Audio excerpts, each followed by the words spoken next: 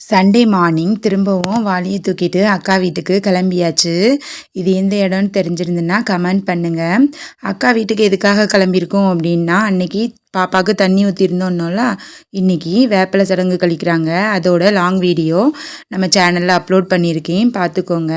அப்புறமா இன்றைக்கி மட்டன் வைக்கிறதா பிளான் பண்ணியிருந்தாங்களாம். மட்டனுக்காக எப்போவுமே தேங்காயை அரைச்சி எடுத்து தான் குழம்பு வைப்பாங்களாம். ஒரு சைடு வெஜ்ஜு பண்ணாங்க, ஒரு சைடு நான்வெஜ் பண்ணிகிட்டு இருந்தாங்க. அம்மா நான்வெஜ் பண்ணிகிட்டு இருந்தாங்க, நான் வந்து வெஜ்ஜில் அவியல் தான் பண்ணிகிட்டு இருந்தேன். அப்புறம் சூப்பராக மட்டனும் கூட்டு வச்சாச்சு. இன்றைக்கி நந்துக்கு நான் தான் மேக்கப் போட்டிருந்தேன்.